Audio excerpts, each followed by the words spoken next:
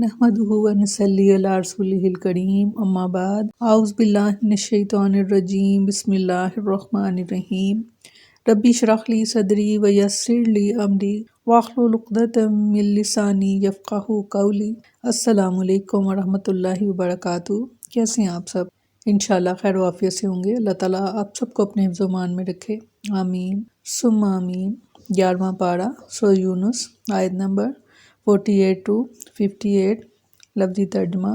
वयक़ूलूना, और वो कहते हैं, मता कब पूरा होगा, हाज़ा ये वादु वादा, इन अगर तुम हो सादिकीन सच्चे। कुल कह दीजिए, ला नहीं अमलिकु, मैं इख्तियार रखता कुछ, ली नफ्सी अपनी जान के लिए, ज़र्रन किसी नुकसान का, वला नफ़ा और ना ही किसी नफ़े का, इल्ला मगर, माशा अल्लाह के जो चाहे अल्लाह, लिकुल्ली उम्मतिन हर एक उम्मत के लिए आजलु एक वक्त मुकर्रर है, इज़ा जब जा आ जाएगा अजलुहुम उनका वक्त, वला पस नहीं यस्ताखिरून ना वो देर करेंगे, सातन एक घड़ी, वला और ना यस्तक़दीमून वो जल्दी कर सकते हैं। कुल कह दीजिए, आराई तुम, क्या तुमने देखा, इन अगर आताकुम आ जाए तुम पर अज़ाबुहु उसका अज़ाब, बयातन रात को, औ नहारा या दिन को, माज़ा किस बात की, यस्ताजिलु जल्दी करते हैं, मिनहु इसमें से, मुजरिमून गुनाहगार, असुम्मा क्या फिर जब, इज़ा मा वक़ा जब आ वाक़या होगा, आमन तुम तो तुम ईमान लाओगे भी इस पर,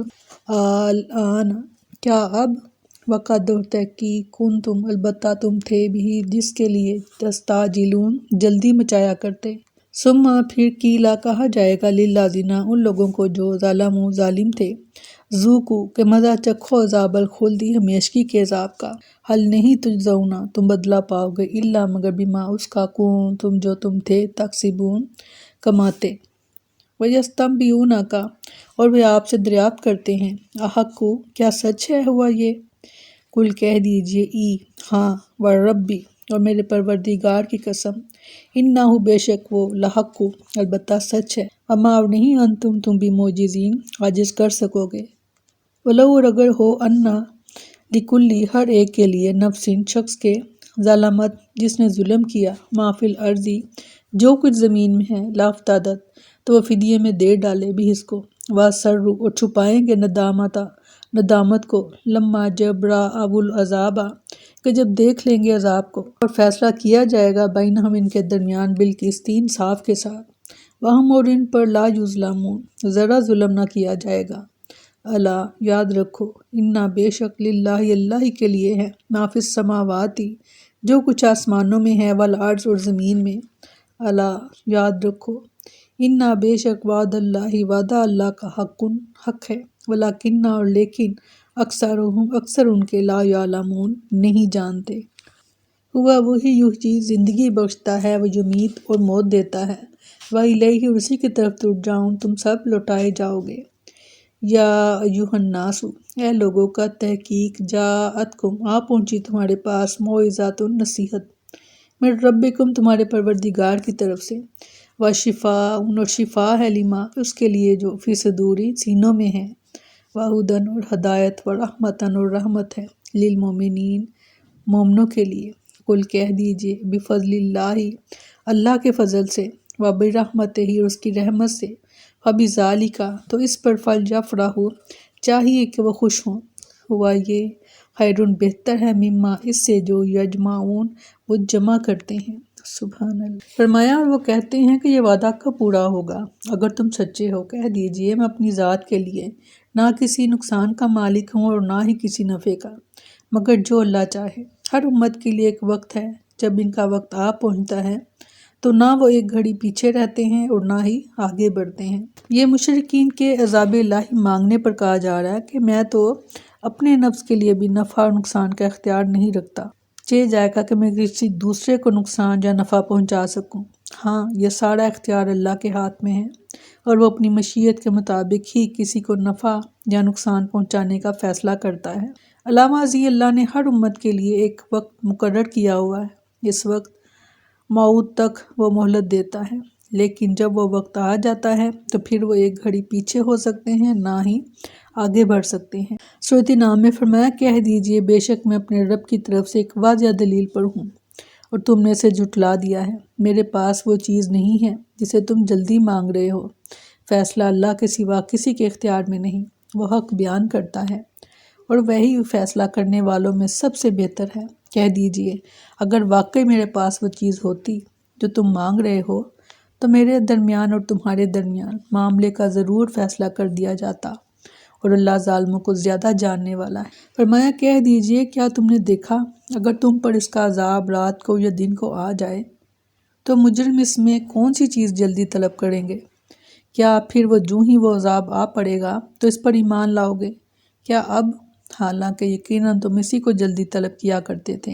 پھر ان لوگوں سے جنہوں نے ظلم کیا کہا جائے گا کہ چکھو ہمیشگی کا عذاب، تمہیں بدلہ نہیں دیا جائے گا مگر اسی کا جو تم کمایا کرتے تھے۔ جو کفار مکہ نبی کریم صلی اللہ علیہ وسلم سے بطور استہزاء عذاب آ جانے کی جلدی کرتے تھے، انہی کو نبی صلی اللہ علیہ وسلم کی زبانی دوسرا جواب دیا جا رہا ہے کہ ذرا تم لوگ بتاؤ تو صحیح کہ اگر اللہ کا عذاب رات کو خواب غفلت کی حالت میں یا دن کو کام کاج میں مشغولیت کے وقت آ جائے تو کیا تم لوگ اسے برداشت کرنے کی طاقت رکھتے ہو؟ جب ایسی بات نہیں ہے تو اے مجرموں تم عذاب کی جلدی کیوں کر رہے ہو؟ یہ کوئی ایسی چیز تو نہیں ہے جس کے لیے جلدی کی جائے۔ کیا تم لوگ اپنے کفر و عناد پر اڑے رہنا چاہتے ہو یہاں تک کہ جب عذاب آ جائے تو ایمان لے آؤ؟ یاد رکھو ایسا ایمان تمہارے کام نہیں آئے گا۔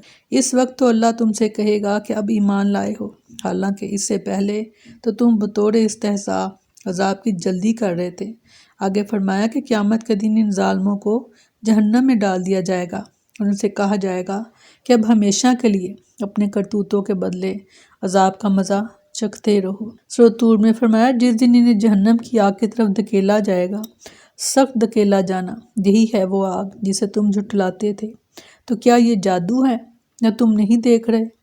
اس میں داخل ہو جاؤ، پھر صبر کرو یا صبر نہ کرو، تم پر برابر ہے، تمہیں صرف اسی کا بدلہ دیا جائے گا جو تم کیا کرتے تھے۔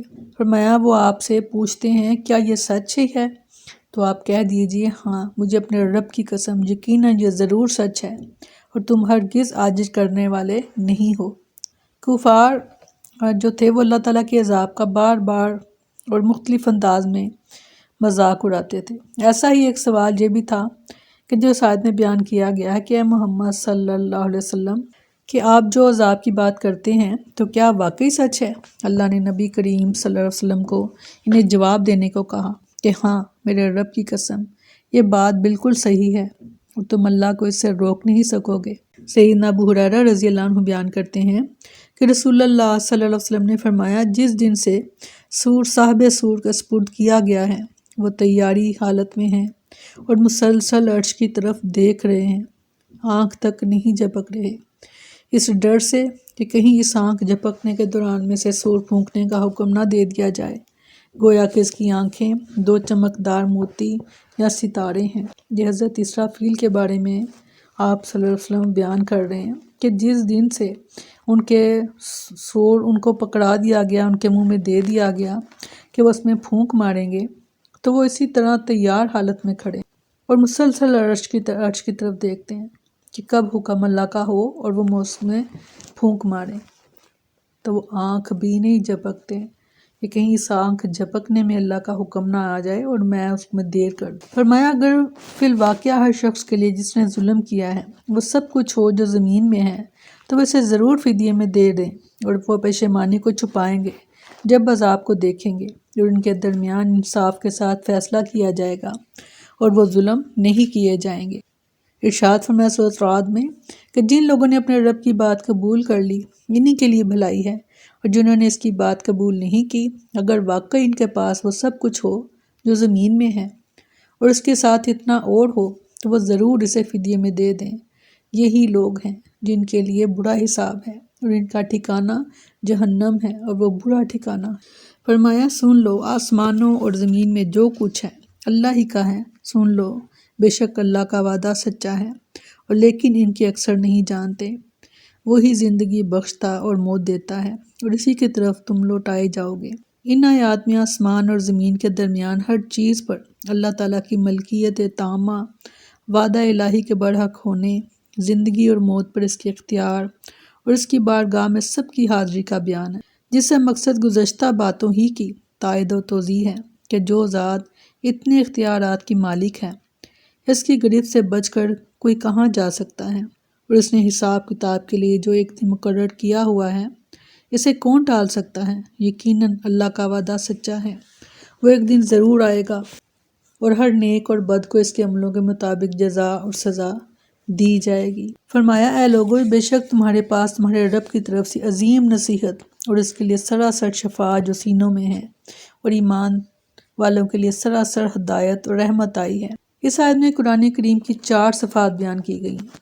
پہلی صفت موعظت، یعنی ایسی نصیحت کہ جو انسان کی توجہ دنیا کے ان محاق سے ہٹا کر اللہ کی یاد اور روز آخرت کی طرف مبذول کرے، اور اس سے دلوں میں رقت یعنی دنیا سے بے رغبتی اور آخرت سے لگاؤ پیدا ہو۔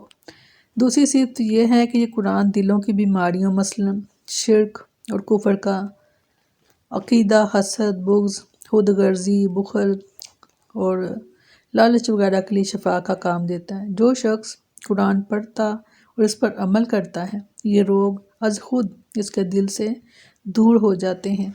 اللہ ہمیں ان میں شامل فرمائے۔ تیسری صفت یہ ہے کہ قرآن انسان کی زندگی کے تمام شعبوں میں اس کی پوری رہنمائی کرتا ہے۔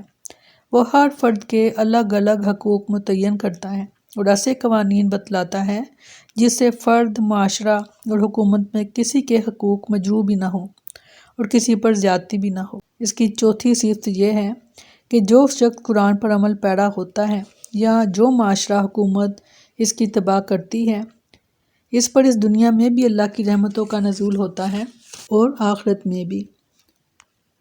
فرمایا کہہ دیجئے یہ اللہ کے فضل اور اس کی رحمت ہی سے ہے، سو اسی کے ساتھ پر لازم ہے کہ وہ خوش ہوں، یہ اس سے بہتر ہے جو وہ جمع کرتے ہیں۔ سبحان اللہ۔ اس آیت میں قرآن کریم کو اللہ کے فضل اور اسلام کو اس کی رحمت سے تعبیر کیا گیا ہے، اور ان دونوں کو دنیا اور ما فیہا سے بہتر بتایا گیا ہے، اور کہا گیا کہ مومنوں کو ان دونوں نعمتوں کے حصول پر خوشی منانی چاہیے، نہ کہ دنیا کی فانی اشیاء۔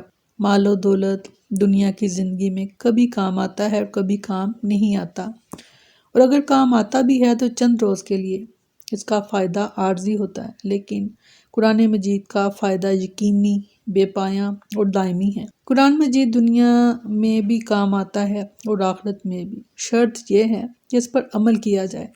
سورۃ مائدہ میں فرمایا اور اگر واقعی اہل کتاب ایمان لے آتے اور ڈرتے تو ہم ضرور ان سے ان کے گناہ دور کر دیتے اور انہیں ضرور نعمت کے باغوں میں داخل کرتے، اور اگر وہ واقعی تورات اور انجیل کی پابندی کرتے اور اس کی جو ان کی طرف ان کے رب کی جانب سے نازل کیا گیا ہے، تو یقیناً وہ اپنے اوپر سے اور اپنے پاؤں کے نیچے سے کھاتے۔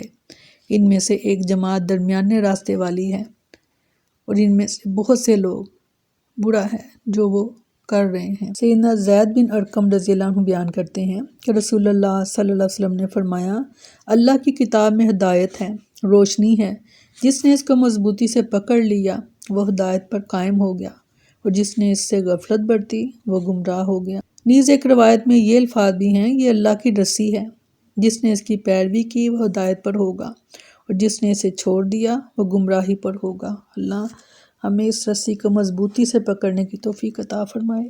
آمین ثم آمین۔ السلام علیکم ورحمۃ اللہ وبرکاتہ۔